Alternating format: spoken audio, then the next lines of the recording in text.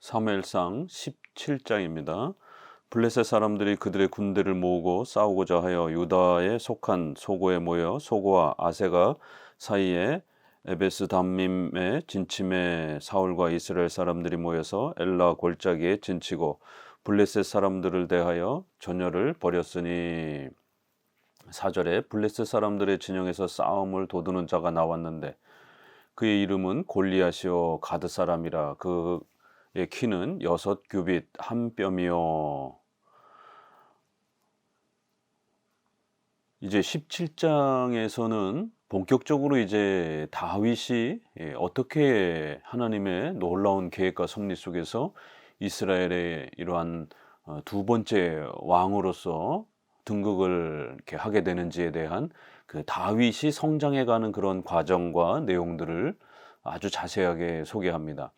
앞서 16장에서는 이제 첫 번째로 사울 왕이 이러한 그 악한 영의 영향을 받으면서 질병의 이런 고통에 빠지게 되었고, 그럴 때 음악을 잘 다루는 다윗이 발탁이 되어서 그렇게 처음으로 이제 왕궁으로 나아가는 장면이 이제 하나님의 섭리 속에서 사울의 그러한 질병을 이용해서 사울의 이제 다음 왕자로서 왕권을 세울 다윗을 왕궁으로 초대하는 하나님의 세밀한 섭리의 그런 과정들을 소개했다라면, 이제 17장에서는 골리앗과의 전투라고 하는 그 유명한 이 다윗과 골리앗의 전쟁 장면을 통해서 하나님께서 이제 이스라엘의 이러한 전쟁을 또 허락하시고, 그 전쟁의 바로 주인공이 다윗이 되도록 그 모든 역사를 계획하시고 또 섭리하시고 인도하셔서 다윗이 이 전쟁에서 승리하게 함으로 본격적으로 이제 백성들로부터 칭송도 받고 또 왕궁으로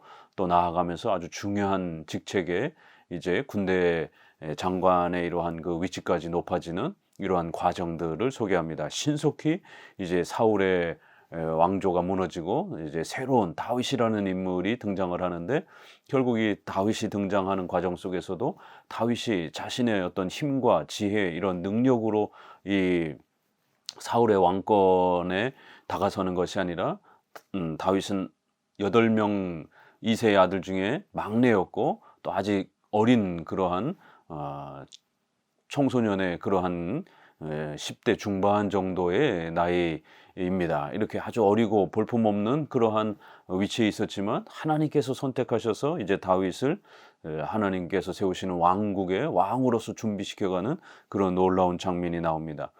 특별히 이제 이 17장 다윗과 골리앗 사건을 소개하면서 많은 목회자들이 실수하는 것은 교훈적인 설교, 모범적인 이러한 설교에 많이 이렇게 빠져 있어서 다윗이 골리앗을 이기는 이 장면 속에서도 지나치게 다윗의 그 용맹함, 다윗이 이렇게 또 골리앗을 쳐부시는 이러한 다윗의 믿음, 그래서 우리도 다윗처럼 본받자, 이런 식으로 다윗의 그러한 의지적, 그의 또 종교적 헌신에 대한 공로와 노력, 이런 것들을 제시하면서 성도들도 그러한 것들을 행하면 하나님으로부터 복을 받는다라고 하는 아주 전형적인 위인전기식의 인물사적인 그러한 해석들을 너무 많이 합니다. 결국 이러한 방식들은 알미니안주의자들이 인간의 그 자유의지에 집중하고 인간이 어떻게 결단하고 인간이 무엇을 했느냐에 따라 하나님의 구원의 여부가 이렇게 좌우되는 보탬이 되어지는 신인협력주의를 강조했던 바로 그 방식입니다. 그렇기 때문에 교훈주의적인 모범론적인 이런 위인전기식적인, 그래서 인간의 이러한 그 의지와 결단, 또 자유의지의 그러한 그 노력, 또 이러한 헌신, 이런 것이 주가 되는 이런 방식으로 너무 본문을 초점을 맞추면 안 됩니다. 다윗의 분명히 용기와 헌신, 종교적인 그러한 하나님을 의지하는 부분은 분명히 있습니다. 그러나 그거는 보조적인 것이지, 그러한 것이 주가 돼서 자기보다 서너 배나 더 큰 이러한 또 전쟁에서 잔뼈가 굵은 골리앗 장군을 물리칠 수 있었던 건 아닙니다. 이제 더 놀라운 것은 이 모든 전쟁의 장면을 하나님께서 다윗을 위해서 마련해 주셨다라는 것, 그리고 다윗에게 엄청난 그러한 초자연적인 또 그러한 힘을 주셔서 다윗이 던진 작은 그 돌멩이 하나가 결국 적 장수를 무너뜨리는 이러한 승리를 주시는 하나님의 역사와 하나님의 전능하신 섭리로 이 전쟁을 하나님이 어떻게 이끌어 가시는가, 이렇게 하나님의 섭리적 역사와 하나님의 그 손길을 강조하고, 하나님께서 이렇게 역사하시고 이렇게 교회를 보호하시고 또 다음의 세대에 아주 중요한 또 이러한 다윗을 어떻게 예비해 가시는가, 이런 하나님의 손길을 강조해야지 다윗의 그 믿음 자체를 강조하면서 그러니까 우리도 다윗처럼 본받자 이렇게 되면 결국 인간의 그러한 종교적 헌신과 윤리적 탁월함이 공로가 마치 구원의 이런 어떤 중요한 기반이 되는 것처럼 이런 알미니안주의적인 접근, 인본주의적인 이런 해석 접근이 되어버리는 것입니다. 그래서 특별히 이 다윗과 골리앗 전쟁에서는 다윗의 그러한 열정과 행동에 초점을 맞추는 것이 아니라 이 거대한 전쟁을 통해서 다윗을 그 전쟁의 주인공으로 이끌어내시는 다윗에게 이 엄청난 전쟁의 승리와 혜택을 허락하시는 하나님의 위대한 섭리 역사를 우리는 또 잘 배워 가셔야 됩니다. 이제 블레셋과의 새로운 전투가 시작이 되었는데 거기에 골리앗이라고 하는 6규빗, 한 3m, 2m 50에서 3m 정도, 한 규빗이 어른의 이 팔꿈치에 한 50cm에서 60cm 정도를 말하는 거기 때문에 대략 한 2, 3m 되는 엄청난 크기의 이 전쟁에서 또 큰 역할을 한 장수가 이제 대표가 돼서 나왔습니다. 그리고는 이제 이 골리앗이 이스라엘 군대를 아주 깔보면서 너희는 한 사람을 택하여 내게로 내려보내라. 9절에 그가 나와 싸워서 나를 죽이면 우리가 그 너희의 종이 되겠고, 만일 너희가 그를 이겨 그를 죽이면 너희가 우리의 종이 되리여 우리를 섬길 것이니라. 블레셋 사람이 또 이르되 내가 오늘 이스라엘의 군대를 모욕하였으니 사람을 보내어 나와 더불어 싸우게 하라. 이렇게 이스라엘 백성들을 조롱하면서 이스라엘은 과연 싸울 힘이나 있느냐 이러면서 이제 중요한 전쟁과 관련된 그러한 또 내기를 합니다. 고대에는 이렇게 그 각각의 진영의 장수들이 대표가 되어서 나와서 싸워서 어느 한쪽이 지게 되면 그 나라 전체가 포로로 잡혀가는 이러한 대표 전쟁들이 또 간혹 있기도 하고 이러한 또 형식들이 많이 있습니다. 그럴 때 골리앗이 이제 자신의 힘을 믿고 이스라엘을 깔보면서 이제 1대1의 전쟁을 치르자. 그래서 만약 내가 이기면 너희들은 나의 종이 되고 블레셋의 종이 되고, 만약 내가 지면 블레셋은 너희의 종이 되겠다 이러면서 아주 깔보는 그러한 장면으로 시작이 됩니다. 그러자 이스라엘에는 앞서서 우리가 보았던 것처럼 무기도 변변찮았고 또 이스라엘 군대도 제대로 잘 준비되어 있지 않는 이런 몇 번의 또 패배를 겪었던 그런 많은 모습들을 보면서 이스라엘 백성들은 놀라 크게 두려워했더라 이러면서 엄청난 위기에 빠져 있는 것을 보게 됩니다.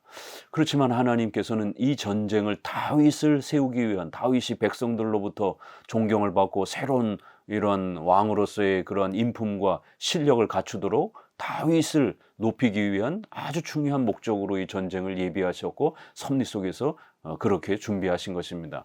비록 이스라엘 백성들 당장에는 위기와 어려움이었지만 이러한 다윗이라고 하는 훌륭한 인물이 세워지게 되는 아주 귀중한 소중한 섭리의 기회였다라는 것을 우리는 배웁니다. 12절에 다윗이 유다 베들레헴 에브라 사람 이세라 하는 사람의 아들이었는데, 이렇게 다윗이 이세의 아들이라고 하는 걸 계속 거듭거듭 강조합니다. 왜냐하면 룻기서 이제 4장 우리가 마지막 부분에서 이렇게 보았습니다. 4장 22절에 오벳은 이세를 낳고 이세는 다윗을 낳았더라 이렇게. 그리고 마태복음 1장 1절에 다윗의 자손 예수 그리스도, 이렇게 다윗은 이스라엘의 하나님이 선택하신 그런 왕이기도 하고 또 더 나아가서는 다윗의 자손 예수 그리스도, 바로 창세기 49장 50장에서 예언했던 바로 유다의 가문에서 메시아가 올 것이다라고 하는 또 이러한 메시아의 또 가문의 선조로서의 중요한 인물로 이제 하나님께서 다윗을 이렇게 왕으로서 또 메시아의 그러한 선조로서의 또 가문의 중요한 역할을 하는 인물로 하나님이 이제 다윗을 구별하여 세워가시는 장면을 성경은 거듭 그의 출신과 부모를 강조하면서 이 다윗이 하나님 앞에 어떻게 또 이렇게 메시아의 선조로서 또 사울 왕을 이어서 이제 본격적으로 하나님의 나라를 건설해 갈 수 있는 또 구약에 하나님의 나라를 대표하는 다윗 왕국을 세우는 중요한 인물로 또 이렇게 준비되어 가는지를 소개합니다. 그 8아들이 있는데 3아들은 전쟁에 나아갔고 다윗은 막내라 이러면서 다윗이 얼마나 연약하고 또 부족한 위치에 있는지, 다윗의 힘과 노력으로 된 게 절대로 아니다라는 걸 거듭 강조합니다. 결국 16절에 이 골리앗이 40일을 밤낮으로 그렇게 이스라엘을 괴롭힙니다. 17절에 이새가 그의 아들 다윗에게 이르되 지금 내 형들을 위하여 이 볶은 곡식 한 에바와 이 떡 10덩어리를 가지고 진영으로 속히 가서 내 형들에게 주고 이 치즈 10덩어리를 가져다가 그들의 천부장에게 주고 내 형들의 안부를 살피고 증표를 가져오라. 3아들이 전쟁에 나가 있었기 때문에 아버지는 아들들이 걱정이 돼서 혹시라도 굶지는 않는지 이렇게 양식을 준비해서, 그것도 막내인 다윗에게 심부름을 보내면서 전쟁터를 왔다 갔다 하면서 소식을 전하도록 이렇게 그들의 먹고 마시는 아주 사소한 일상생활의 이러한 도구들과 생활의 이러한 그 습관들 속에서 하나님께서는 다윗이 전쟁터로 나아가도록 또 그렇게 또 예비하시고 섭리하십니다. 이렇게 큰 국가의 전쟁을 하나님이 예비하시는 방식도 그렇고, 또 한 가정의 일상생활에 늘 아침 먹고 점심 먹고 식사 생활하는 이러한 생활, 또 그러한 식사들을 준비해서 형들에게 갖다 주고 안부를 묻는 이런 아주 작고 사소해 보이는 이런 일상생활의 하나하나가 하나님의 커다란 섭리 계획 속에서 그렇게 하나의 퍼즐처럼 하나님의 위대한 계획을 이뤄가는 하나의 중요한 또 작은 조각처럼 이렇게 준비되어지는 것을 봅니다. 작은 가정사가 결국 이렇게 다윗이 전쟁에 골리앗을 만나는 바로 그런 놀라운 또 수단이 되고 있는 것을 알 수가 있습니다.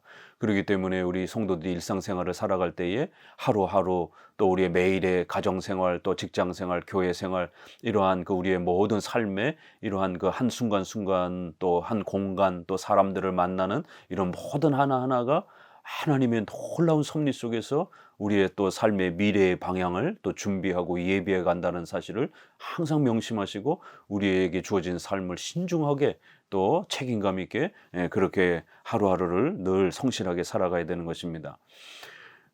이제 이새가 명령한 대로 가지고 가서 20절에 진영에 이른 즉 마침 군대가 전장에서 나와서 싸우려고 고함을 치며, 여기도 보니까 다윗이 이제 도착하는 그 순간에 골리앗이 또 등장을 해가지고 마침 군대가 또 이렇게 전장에서 싸움을 마주대하면서 이렇게 다윗이 골리앗의 그 비웃는 소리를 듣도록 그 타이밍을 정확하게 조절하시고 때와 장소를 하나님이 기가 막히게 섭리 속에서 다윗에게 허락해 주시는 것을 알 수가 있습니다.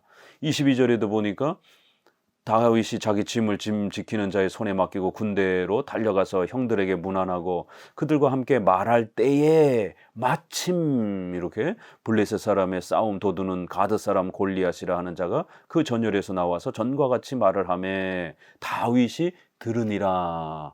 이렇게 골리앗이 좀 쉬었다가 또 소리를 지르려고 이렇게 나왔던 그 시점, 그리고 다윗이 이제 형들에게 음식을 갖다 주고 안부를 묻는데 그 바로 시점에 다윗이 소리를 지르면서 이렇게 이스라엘을 모욕하는 소리를 다윗이 바로 그 타이밍에 듣게 되는 겁니다. 조금 일찍 갔어도, 골리앗이 일찍 나오거나 늦게 나왔어도, 다윗이 또 일찍 가거나 늦게 나갔어도 마주칠 일이 없는 것이에요. 그런데 다윗이 바로 골리앗이 나왔던 바로 그 시점에 그렇게 놀랍게 이제 골리앗의 비웃는 소리를 듣게 되었고, 그래서 여기에 대해서 이제 다윗이 성령의 그러한 또 도우심과 충만케 하심을 통해서 의로운 분노가, 이스라엘 하나님의 군대를 우습게 여기는 골리앗에 대한 강한 의로운 분노가 이제 그의 마음속으로부터 또 이렇게 솟아오르는 바로 그러한 아주 절묘한 하나님의 섭리의 기회를 얻게 된 것입니다.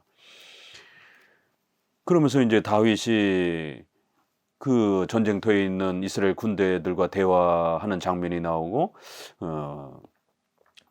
다윗이 자세히 들어보니까 왕이 많은 재물로 이제 이 골리앗과 싸워서 이기는 사람에게 부하게 만들고 그의 딸도 주고 또 그 아버지의 집을 이스라엘 중에서 세금을 면제해 줄 것이고, 이렇게 아주 여러 가지 혜택을 골리앗만 싸워 이기게 해준다라면 많은 혜택을 왕이 주겠다라고 하는 것도 또 다윗이 듣게 됩니다. 그러면서 이제 26절에 이 할례 받지 않는 블레셋 사람이 누구기에 살아계신 하나님의 군대를 모욕하겠느냐 이러면서 아주 분노하면서 의로운 분노가 바로 그 골리앗의 목소리를 듣는 그 순간에 하나님께서 또 다윗에게 성령의 은혜의 충만함을 허락해 주셔서 이런 거룩한 분노가 골리앗과 싸우고자 하는 분노가 그의 심령으로부터 이렇게 형성되어지는 것을 볼 수가 있습니다. 그렇지만 28절을 보게 되면 큰형 엘리압이 다윗이 사람들에게 하는 말을 들은지라 그가 다윗에게 노를 바라여 이르되 네가 어찌하여 이리로 내려왔느냐 들에 있는 양들을 누구에게 맡겼느냐 나는 내 교만과 내 마음의 완악함을 아노니 내가 전쟁을 구경하러 왔도다. 다윗이 지금 얼마나 열악한 형편과 얼마나 또 부족한 그러한 힘과 또 모습을 갖고 있는지를 형이 다윗을 꾸짖는 이러한 장면 속에서 본문은 다윗이 얼마나 연약한 처지에 있는지를 다시 한번 재차 강조합니다. 형이 다윗이 이렇게 자꾸 전장에 돌아다니면서 어린 동생이 자꾸 돌아다니면서 이 사람 저 사람 막 이렇게 또 귀를 기울여 듣고 이렇게 막 전쟁터를 헤집고 다니니까 형이 화를 막 내는 것이죠. 어린 동생이 자꾸 그렇게 전쟁터에 왔다 갔다 하니까 꾸짖으면서 노를 바랬다 이러면서 너는 교만하고 전쟁을 무슨 장난처럼 생각을 하느냐 이렇게 형의 꾸짖는 이러한 모습들을 통해서도 다윗이 얼마나 막내이니까 얼마나 어리고 전쟁에 대해서 사리분별을 하지 못하고 전쟁에 한 번도 참여해 보지 못한 그런 다윗의 아주 부족한 모습을 있는 그대로 형의 꾸중을 통해서 꾸짖으면서 전쟁터란 사람이 죽고 사는 이런 엄중한 자리인데 그렇게 막 여기저기 사람들한테 호기심 갖고 물어보고 막 이렇게 돌아다니면 안 된다 이러면서 다윗이 경험이 없고 어리고 이런 것을 더욱 강조를 합니다. 31절에 어떤 사람이 다윗이 한 말을 듣고 그것을 사울에게 전하였으므로 사울이 다윗을 부른지라. 이제 놀라운 장면이 나옵니다. 지금 사울은 군인들이 다 두려움에 빠져 있고 전쟁에 나가서 대표할 만한 군인도 없고 이런 심각한 상황에 있는데 어떤 사람이 우연찮게 이렇게 다윗이란 어린 꼬마가 하나님께서 도와주시면 이 전쟁을 이길 수 있는데 왜 이렇게 자꾸 다 두려움에 빠져 있느냐 이러한 그 호기 어린 이러한 그 어린아이가 부르짖는 이러한 소리를 어떤 사람이 들었고 그거를 사울왕에게 전달했다라는 겁니다. 이게 쉬운 일은 아닙니다. 전쟁 한복판에서 어린애가 떠드는 그런 거를 누가 귀담아 듣습니까? 애들은 가라 그러면서 자꾸 이렇게 오히려 야단치고 형의 야단처럼 왜 애들이 자꾸 이 전쟁터에 와서 이렇게 여기 놀이터도 아닌데 이러느냐 이러면서 다 야단치고 쫓아내기 바쁘지. 근데 어떤 사람이 다윗이 하는 말을 귀 기울여 들었고 그거를 또 하필이면은 사울에게 전달할 수 있는 왕에게 아무나 접근할 수 있는 게 아니잖아요. 그러니까 왕과 가까운 어떤 사람이 아주 우연찮게 다윗이 떠드는 이야기를 막 분노하는 이야기를 듣고는 그거를 사울에게 전달해 준 겁니다. 이렇게 한마디 인간의 말 한마디가 아주 우연찮게 내뱉었지만 그것이 윗사람에게 이렇게 들어가는 모든 과정도 하나님께서 역사하셔서 이렇게 각 사람의 아주 우연찮은 그런 행동 또 그러한 삶의 반경, 태도 이런 것들을 사용하셔서 드디어 사울의 귀에 이게 들어가는 겁니다. 그렇지만 사울도 얼마든지 무시할 수 있었던 겁니다. 그런데 하나님은 사울의 마음에 이 어린아이 다윗의 이러한 결기 있는 이러한 말을 스쳐 지나가지 않게 듣고 굉장히 비중 있게 들었고 그래서 그 다윗을 오라라라고 이렇게 초대를 합니다. 그러자 33절에 사울이 다윗에게 이르되 내가 가서 저 블레셋 사람과 싸울 수 없으리니 너는 소년이요 그는 어려서부터 용사임이니라. 이건 당연히 안 되는 것이죠. 사울은 전쟁의 경험도 한 번도 없던 사람이고 아주 어린애고 그런데 사울이 이게 와가지고 왕이여 내가 나아가면은 저 골리앗을 쓰러뜨릴 수 있습니다 라고 이렇게 이야기하니까 그걸 어떻게 왕이 인정을 하겠습니까? 지금은 어떤 전쟁입니까? 대표로 1대1이 전쟁이 돼서 국민들 전체가 노예가 되느냐 승리하느냐 이런 절체절명의 이런 나라에 국운을 걸고 전쟁을 하는 이런 엄청난 전쟁인데 자기 부하들도 지금 제대로 나서지를 못하는데 전쟁에 한 번도 나가보지 않은 그 또 어린애가 이렇게 싸우겠다고 그러면 어린애한테 자신들의 그런 모든 가족들의 운명을 맡기겠습니까? 이건 절대로 일어날 수 없는 일입니다. 그런데도 왕이 사울이 다윗의 말에 귀를 기울이고 듣기 시작하는 것이에요. 그러자 다윗이 하나님께서 자기가 이렇게 양을 칠 때 사자나 곰이 와서 양떼에서 새끼를 물어가면 내가 그 새끼를 찾아왔습니다. 하나님이 나와 함께 계셔서 36절에 주의 종이 사자와 곰도 쳤은즉 살아계시는 하나님의 군대를 모욕한 이 할례받지 않는 블레셋 사람이리까 그가 그 짐승의 하나와 같이 되리이다. 내가 양떼를 칠 때 그렇게 하나님이 도와주셨던 것처럼 하나님이 나와 함께 하시면 반드시 저 골리앗을 이길 수 있습니다. 라고 이렇게 또 다시 한번 사울에게 용기 있게 말합니다. 그러나 왕이 봤을 때는 그거야 뭐 짐승들을 물리친 이런 일이지 지금은 이 골리앗이라고 하는 전쟁에서 잔뼈가 굵은 이 엄청난 군인을 물리쳐야 되는 이런 상황인데 다윗이 그런 어린 나이가 그런 경험이 있다 치더라도 그 경험이 자신들의 생명을 맡겨야 되는 이런 상황에서 쉽게 그게 받아들여지겠습니까? 이 절대로 불가능한 이러한 그 상황입니다. 다윗이 이렇게 전쟁의 대표로 나가는 것은 절대로 불가능한 것입니다. 그런데 이제 놀라운 일이 벌어지는 것이죠. 37절에 사울이 다윗에게 이르되 가라 여호와께서 너와 함께 계시기를 원하노라. 이에 사울이 자기 군복을 다윗에게 입히고 노투구를 그의 머리에 씌우고 또 그에게 갑옷을 입히매. 그리고 40절에 손에 막대기를 가지고 시내에 매끄러운 돌 5을 골라서 자기 목자의 제구 곧 주머니에 넣고 손에 물매를 가지고 블레셋 사람에게로 나아가니라. 어마어마한 놀라운 일이 벌어졌습니다. 다윗이 그렇게 자신의 경험담을 용기 있게 이야기하고 나아가서 싸우겠다라고 하니까 세상에 그 10몇 살 된 어린아이에게 이스라엘의 전 운명을 맡기는 이런 엄청난 결정을 사울이 결단을 한 겁니다. 여호와께서 너와 함께 하셔서 이 전쟁을 승리하게 해주셨으면 좋겠다 그러면서 자기 군복을 입혀봅니다. 그러니 어른의 군복을 입혀보니 이 14살 된 이 청소년의 이러한 그 몸의 체구에 맞습니까? 그러니까 다시 한번 또 이 앞에 형의 야단처럼 사울의 갑옷을 입혀보니까 전혀 맞지도 않고 헐거워서 제대로 걷지도 못하는 거예요. 이 다윗의 연약함과 부족함, 다윗이 어린아이로서 전쟁의 경험이 없는 그런 실제적인 그런 형편을 본문은 그대로 우리에게 이야기해 주는 것이에요. 그러니까 다윗이 도무지 이 갑옷을 입고 나갈 수 없으니까 자기의 평상시에 이렇게 짐승들을 몰아내고 그랬을 때 썼던 돌하고 이제 물매를 이렇게 휙휙 돌려가지고 돌을 던지는 그런 물매를 돌 5개를 가지고는 그렇게 전쟁터로 나간다라는 거예요. 이 결정을 내렸을 때 우리는 다윗의 용기도 물론 분명히 다윗은 용기 있게 이 죽음이라고 하는 전쟁에서 죽을 수 있는 이 자리에 나가서 싸우겠다라고 하는 용기도 참으로 귀한 것이죠. 그러나 그것보다 더 중요한 거는 이 거대한 전쟁이 일어났고 또 이 전쟁에 1대1 전쟁으로 그렇게 또 적국이 또 그렇게 요구를 했고 또 거기에 사울이 왕에게 다가섰고 왕이 이거를 결정을 하게 되는 자신들의 생명을 다윗에게 맡기는 이 엄청난 결정을 하게 된 겁니다. 그러면 이 전쟁에 앞서서 용감하게 싸웠던 요나단 아들도 있는 것이고 또 다윗의 부하 장수들도 있을 텐데 자기들의 가족과 생명 전체를 노예가 될 수 있는 이 전쟁을 이 어린 소년에게 호락호락 맡긴다는 것도 이거 쉬운 일이 아닙니다. 그런데도 왕, 요나단 또 부하 장수들 모두가 다 침묵을 하게 되고 입을 닫는 이런 역사가 일어난 겁니다. 왕의 결정에 모두 다 찬성을 하면서 어린 다윗이 돌멩이를 들고 나아가는 이런 장면을 연출한 겁니다. 이걸 허락한 겁니다. 다윗의 마음을 하나님께서 용기로 이렇게 세우신 것도 또 사울과 부하 장수들의 마음을 잠잠케 하시면서 이 다윗에게 모든 생명을 자신들의 생존을 맡기도록 그렇게 마음을 받아들이게 하신 이 모든 역사가 하나님의 전능하신 섭리 속에서 다윗을 다음 세대의 왕으로 세우고자 하는 거대한 하나님의 계획 때문에 이런 일들이 벌어지는 겁니다.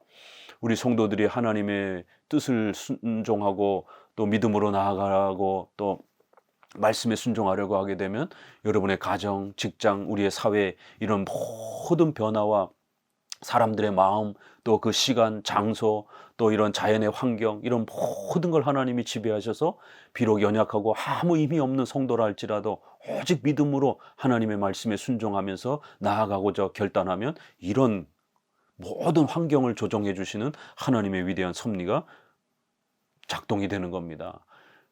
오늘 본문은 바로 그런 위대한 하나님의 섭리가 어떻게 역사하시고 또 우리 인생을 지배하시고 또 하나님의 교회를 이끌어 나가시는지를 보여주는 겁니다. 결국 전쟁에 나아가자 골리앗이 어린 다윗을 보면서, 돌멩이를 들고 나오는 다윗을 보면서 얼마나 기가 막혔겠습니까? 네가 나를 개로 여겨서 막대기를 가지고 내게 나왔느냐 하고 그의 신들의 이름으로 다윗을 저주하고 깔볼 수밖에 없는 것이죠.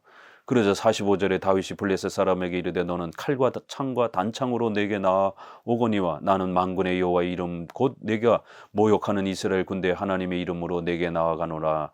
오늘 여호와께서 너를 내 손에 넘기시리니 내가 너를 쳐서 내 목을 베고 블레셋 군대의 시체를 오늘 공중의 새와 땅의 들짐승에게 주어 온 땅으로 이스라엘의 하나님이 계신 줄을 알게 하겠고 또 여호와의 구원하심이 칼과 창에 있지 아니함을 이 무리에게 알게 하리라. 전쟁은 여호와께 속한 것인즉 그가 너희를 우리 손에 넘기시리라. 이 다윗의 이 고백에는 아주 중요한 교리가 담겨 있습니다. 신론에 대한. 그러니까 다윗은 비록 나이는 어렸지만 아주 중요한 신관을 갖고 있었던 겁니다. 아주 강력한 신관을, 하나님의 절대 주권이라고 하는, 하나님은 전지전능하셔서 우리의 인생과 역사, 인간의 모든 역사를 지배하시는 절대전능하신 분, 하나님이 허락하지 아니하면 그 어떤 일도 일어날 수 없다라는 것. 성도들은, 교회는 하나님만 의지하면 반드시 하나님이 도와주신다라고 하는 하나님의 그 전능하심, 이런 하나님의 속성에 대한 이해가, 강력한 신관이 다윗에게 잘 이렇게 자리 잡아 있었던 것입니다. 바로 하나님은 이러한 전쟁의 위기를 통해서, 다윗의 또 이런 신앙 고백을 통해서 이 전쟁은 하나님께 속한 것이다라는 것, 또 이스라엘의 하나님이 계신다라는 것, 온 땅으로 하여금 이스라엘의 하나님이 전지전능하신 창조주시라는 것을 또 드러내려고 하는 목적. 또 45절에 보게 되면 만군의 여호와의 이름, 이렇게 하나님은 온 우주 만물, 천군 천사 전부를 지배하시는 전지전능하신 분이라는 것. 또 그 다음에 36절에도 살아계시는 하나님의 군대, 이렇게 우상은 또 이방 신들은 거짓된 것이고 오직 이스라엘의 하나님만이 살아계신 참된 유일하신 하나님이라는 이 고백. 이거는 우리가 소유리 문답 4문에 하나님은 어떤 분이십니까? 그러면 1, 3, 7로 이렇게 하나님은 영이시니 스스로 존재하시는 전능하신 분입니다. 무한, 불변, 영원, 그리고 7가지 속성이, 이렇게 하나님의 속성이 소개가 됩니다. 성품이. 그럴 때 이렇게 살아계신 참되신 유일하신 하나님, 또 삼일체와 관련해서 또 물을 때 오문에서도 역시 그렇게 하나님은 살아계시고 참되신 유일하신 하나님입니다. 이렇게 소유리 문답 4문 5문에서 가르치는 하나님의 속성에 대한 아주 중요한 내용이 이렇게 이 다윗의 이 고백 속에 나타나는 겁니다. 살아계신 하나님, 만군을 다스리고 지배하신 하나님, 이스라엘의 하나님, 이스라엘을 하나님의 택한 백성으로 교회로 세우신 그러한 하나님, 그리고는 또 전쟁과 인류의 역사, 운명, 모든 것은 하나님의 계획과 작정과 섭리에 달려있다라고 하는, 이렇게 이 장면, 전쟁을 통해서 다윗의 이 신앙 고백을 통하여 하나님 앞에서 우리가 가져야 되는 소중한 신관이 무엇인지 다시 한번 가르쳐내는 것입니다. 하나님은 이러한 다윗의 이러한 비록 어린 모습이지만 하나님께서 다윗에게 힘을 주셔서 이 전쟁은 하나님께 속한 것이다라는 것을 가르치고 싶어 했던 겁니다. 결국 49절에 돌을 가지고 물매를 던졌더니 결국 블레셋 사람의 이마를 치매 돌이 그의 이마에 박히니 땅에 엎드러지니라. 50절에 다윗이 이같이 물매와 돌로 블레셋 사람을 이기고 그를 쳐 죽였으나 자기 손에는 칼이 없었더라. 칼조차도 소유하지 못한 어린 이런 전쟁의 경험이 없었던 다윗에게 하나님은 엄청난 전쟁의 승리를 주셨고 적을 물리칠 수 있는, 자기보다 몇 배나 강한 적을 물리칠 수 있는 이런 엄청난 승리를 주신 것입니다. 골리앗이 쓰러지자 결국에는 블레셋은 도망갔고 결국 이스라엘 군대가 그들을 전부 다 죽이면서 이제 승리를 거두는 이러한 장면이 이제 17장인 겁니다. 그리고 이제 55절에 사울이 아브넬에게 이 소년이 누구의 아들이냐, 아브넬이 이르되 내가 알지 못하나이다. 그래서 알아봐라라고 하니까 58절에 사울이 그에게 묻되 이 소년이여 누구의 아들이냐 하니 다윗이 대답하되 나는 주의 종 베들레헴 사람 이새의 아들이다. 이렇게 다시 한번 다윗의 출신을 거듭거듭 강조하면서 유다의 자손, 다윗의 자손, 바로 여기에서 예수 그리스도가 오실 것이다라고 하는, 다윗은 보통 사람이 아니라 바로 메시아의 조상으로서 또 아브라함을 이어서 다윗 왕국을 통해서 하나님의 나라, 그리스도의 나라를 모형적으로 세우고 구약에서 가르칠 위대한 준비된 하나님의 또 선택된 그런 왕이라고 하는 것을 17장은 다시 한번 이렇게 하나님이 준비하시고 예비하신 다윗을 통해서 하나님의 거대한 이 은혜 언약을 다윗의 왕국을 통해서 세워가실 것을 또 우리에게 이렇게 펼쳐 보이시면서 하나님의 위대한 구원은 이렇게 인간이 만들어가는 것이 아니라 전능하신 하나님께서 이렇게 차곡차곡 준비하면서 인류의 모든 역사를 지배해 가시면서 하나님의 교회를 세워가시는 놀라운 장면을 우리에게 가르치고 있는 것입니다. 감사합니다.